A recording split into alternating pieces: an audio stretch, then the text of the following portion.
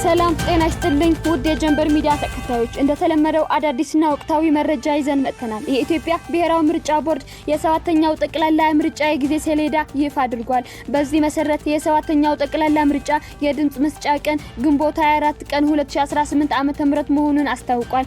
ቦርዱ ዘንድሮ የሚካሄደውን የሰባተኛ ሀገር አቀፍ ምርጫ የተከናወነ የሚገኙ ዝግጅቶችና የምርጫ ጊዜ ሰሌዳን አስመልክቶ መግለጫ ሰጥቷል። የኢትዮጵያ ብሔራዊ ምርጫ ቦርድ ሰብሳቢ ወይዘሮ ሜላት ወርቅ ኃይሉ የምርጫ ጽህፈት ቤቶች የማደራጀት ስራ ከየካቲት 16 ቀን 2017 ዓ.ም ጀምሮ እስከ ታህሳስ 15 ቀን 2018 ዓ.ም እንደሚከናወን ተናግረዋል። የመራጮች ትምህርት ለሚሰጡ ሲቪል ማህበረሰብ ድርጅቶች ጥቅምት 15 ቀን 2018 ዓ.ም እውቅና እንደተሰጣቸውም አስታውሷል። የፖለቲካ ፓርቲዎች ሐሳቦቻቸውን ለመራጩ ህዝብ እንዲያሳውቁ ለማስቻል ስልጠና መሰጠቱም ገልጸዋል። በዚህም 56 ፓርቲዎች የሙከራ ክርክሮችን ማካሄዳቸውም አስረድተዋል። ከዚህ በተጨማሪ መራጮች ዲጂታላይዝ በሆነ መንገድ በስልካቸው በዌብሳይትና በምዝገባ ጣቢያዎች በታብሌት መመዝገብ እንደሚችሉና ከዚህ ጎን ለጎን ደግሞ በማኑዋል መንገድም ምዝገባዎች እንደሚከናወኑ ነው የጠቆሙት። እንዲሁም ሆነ የእጩዎች ምዝገባ ላይ በዲጂታላይዝድ መንገድ ለማከናወን ለፓርቲዎች ተወካዮች ስልጠናቸውን መስጠቱን አብራርተዋል።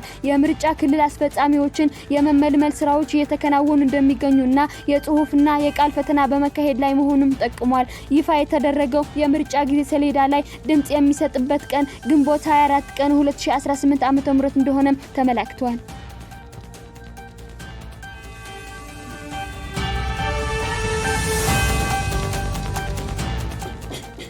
የትግራይ ጊዜያዊ አስተዳደር አጉዶት የቆየውን የማዕድን ማውጣት ስራ ለማስጀመር የሚያስችል አዲስ መመሪያ ወጣ።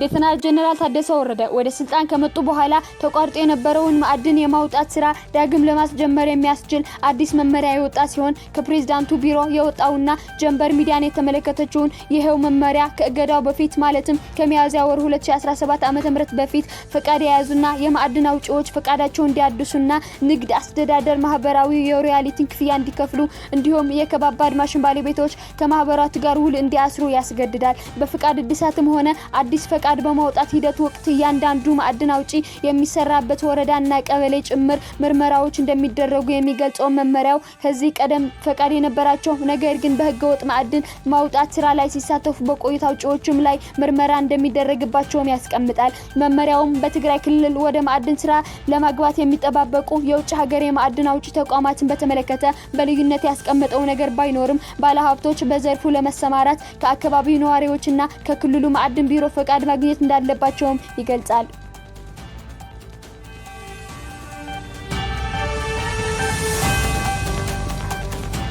የኢትዮጵያ ፌደራል ፖሊስ ከሀገራችን ባህልና ስነ ምግባር ያፈነጠገ አስነዋሪ አለባበስ ለብሰው በአደባባይና በቴሌቪዥን በቀጥታ ስርጭት ለህዝብ የታዩ ተጠርጣሪዎች ላይ ምርመራ መጀመሩን አስታወቀ።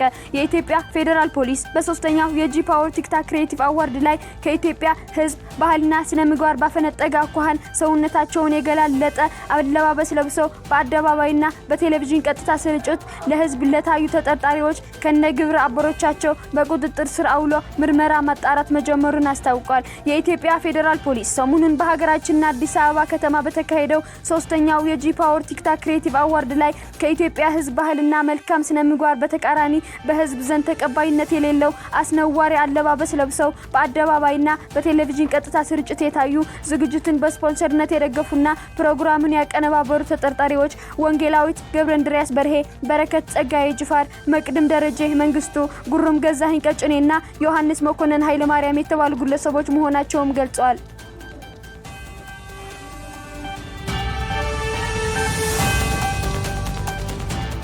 ቲክቶክ በናይጄሪያ የምሽት የቀጥታ ስርጭቶችን እንዳይደረጉ አገደ። የቻይናው የማህበራዊ ሚዲያ ተቋም ቲክቶክ በናይጄሪያ በምሽት የሚደረጉ የቀጥታ ስርጭቶችን በጊዜያዊነት ማገዱን ገልጿል። ቲክቶክ በናይጄሪያ ከምሽቱ 5 ሰዓት እስከ 11 ሰዓት የሚደረጉ የቀጥታ ስርጭቶችን ማቆሙን ይፋ ያደረገው ወሲባዊ ይዘት ያላቸው ስርጭቶችን መብዛታቸውም ተከትሎ ነው። ይህ የወሲብ ይዘት በብዛት ይሰራጭበታል በተባለው በዚህ ሰዓትም በናይጄሪያ የቀጥታ ስርጭቶችን ማሰናዳት ወይም መመልከት አይቻልም። የይዘት ደህንነትና ተጠቃሚዎችን ጠብቃለሁ ያለው ቲክቶክ ከዚህ በፊት በተመሳሳይ ምክንያት ከ49000 በላይ የቀጥታ ውይይቶችን ከናይጄሪያ አጥፍቷል። ከቅርብ ጊዜ ወዲህ በቲክቶክ እውቅናና ትኩረት ለማግኘት በሚል ወሲባዊ ይዘት ያላቸውን ነገሮች ማሰራጨት የተለመደ ሲሆን ቲክቶክ በተደጋጋሚ ቁጥጥር እንዲያደርግ በተለያዩ አካላት ሲጠየቅ ቆይቷል። ቲክቶክ የቀጥታ ስርጭት እገዳው ለምን ያህል ጊዜ እንደሚቆይ ያሳወቀው ነገር የለም።